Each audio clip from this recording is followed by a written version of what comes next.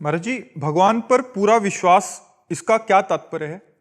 पूरा विश्वास हो जाना। हाँ, इसका तात्पर्य यह है कि हमें भारी दुख की समय विपत्ति ने घेर लिया, भारी दुख का समय आ गया, हमें दृढ़ विश्वास है कि मेरे भगवान मेरा परम मंगल करेंगे, मेरा परम हित करेंगे।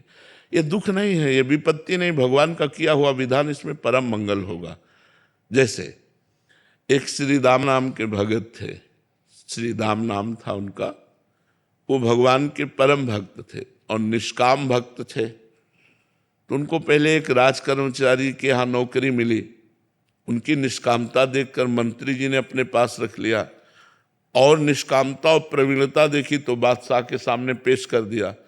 तो बादशाह ने उनको निष्कामता के कारण ही खजांची बना दिया। अब वो इतने दयालु हृदय के थे, विश्वास की बात कहता हूँ, इतने दयालु हृदय के थे कि जैसे कोई आया और कहा श्री राम जी हमारी बेटी का ब्याह है, तो खजाने से चुपचाप रुपया लेके दे देते। कोई बीमार है, कोई गरीब है, कोई भूखा है, ऐसे परेशान लोगों की वो सेवा करने लगे, खजानती थे। और ये बात काजी को पता चले तो वैसे ही वो जलता था कि इतने उच्च कोटि के पद पर बैठ गया। उसने तुरंत बादशाह से शिकायत की कि श्री राम आपके खजाने को आपकी बिना अनुमति के लोगों को बांट रहा है।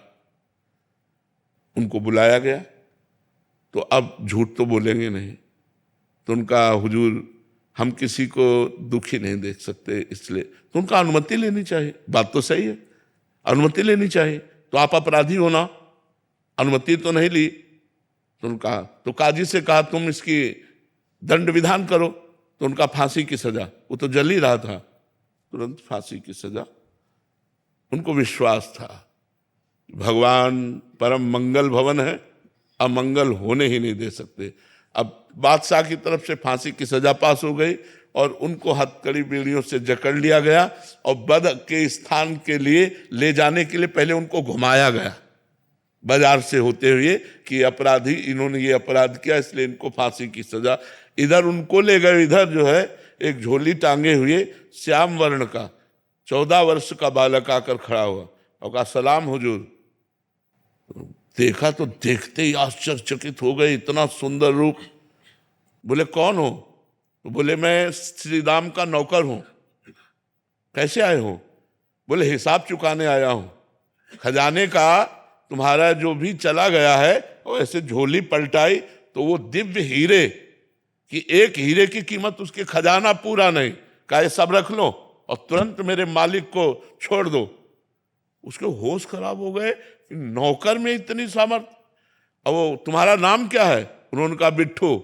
और इधर उनसे पूछा गया कि अब आखिरी तुम्हारी इच्छा क्या है? तो महाराष्ट्र में विट्ठल भगवान है, उनके वो सेवक थे, तो उनका एक बार केवल झांकी करवा दो। इधर हिसाब किताब, उधर कह रहे एक बार झांकी करा दो। तो विट्ठल भगवान के पास गए और कहा राजी हो? इतने में घोड़े से दौड़ते हुए वो आदमी आए राजकी और कहा श्री राम को मुक्त कर दिया जाए। और बादशाह ने तुरंत बुलाया है। तो बादशाह ने बुलाया और कहा कि वो तुम्हारा नौकर वो हीरे डालकर पता नहीं कहां चला गया, मैं दोबारा देखना चाहता हूं, एक बार उसका दीदार करना चाहता हूं। तुम इतने धनी थे, हमें क्या पता कि हम तुम्हारे गुलाम बन सकते हैं, ऐसे हीरे तुम्हारे पास हैं, तुम्हारा नौकर लेकर के आया, तुम पहले क्यों नहीं बताया? तो उनका हुजूर हम आपके ही नौकर हैं, हमारा कोई नौकर नहीं है, आप विश्वास मान। बोले कैसे विश्वास मान? वो कह के गया। बोले क्या नाम बताया? बोले बिट्ठू।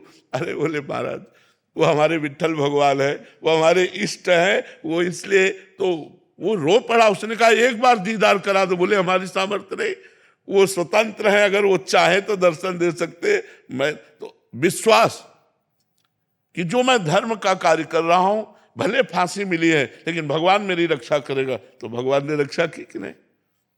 हमारी अंतिम स्थिति तक विश्वास नहीं टूटना चाहिए। एक सांसारिक गाने में भी है, ऐसी शक्ति हमें देना दाता मन का विश्वास।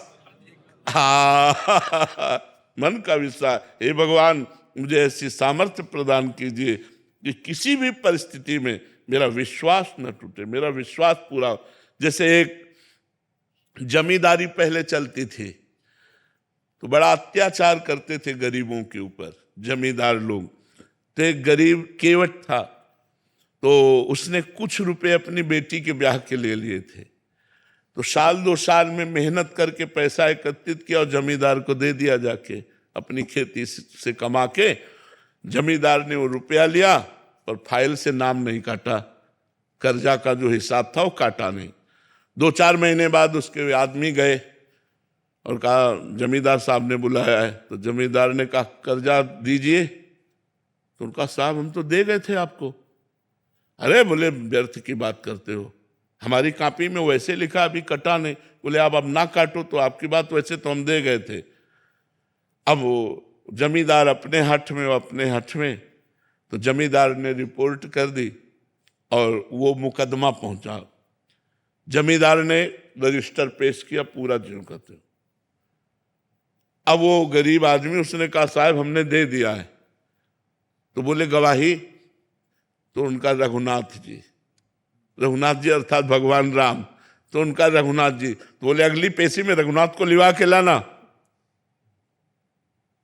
उसने कहा हाँ ठीक है। एकांत में गया और रोया कि हम गरीब आदमी हैं और हमारे परिवार का पोषण उसी खेती से होता है। प्रभु यदि आपने गवाही न दी तो हमारा तो सब बर्बाद हो जाएगा, हमारी बात झूठी हो जाएगी। आप कहाँ नहीं हो? जिस समय वो पैसा दिया था उस समय आप थे, क्योंकि आप सर्वत्र हैं तो आप उस जगह भी थे, इसलिए आपको गवाही देनी पड़ेगी। पहुंचा, उनका अपनी गवाही पेश करो। तो उनका बुलाओ, उसका नाम रघुनाथ है। रघुनाथ हाजिर हो। लाठी टेकते हुए आए और जमींदार से कहा 100 का नोट हुआ, 200 का नोट हुआ, इतने सोने के सिक्का उस जगह तुम्हारे रखे, वो इसी के तो दिए हुए हैं, हमने देखा। उसके होश उड़ गए कि ये तो बिल्कुल। और अब जमींदार की भगवान के सामने हिम्मत नहीं, जब आंख में आंख डाल के बात की ना तो उसकी हिम्मत नहीं। बोले हाँ हाँ हाँ हाँ। तो 420 में जमींदार के ऊपर दंड जुर्माना लगा और वो छोड़। विश्वास कि भगवान है मेरी रक्षा करेंगे, भगवान है मेरा सहयोग करेंगे। दृढ़ विश्वास, किसी भी स्थिति में विश्वास ना टलने पावे, ऐसी शक्ति हमें दे न दाता, मन का विश्वास कमजोर होना। हर स्थिति में भगवत विश्वास बना रहे।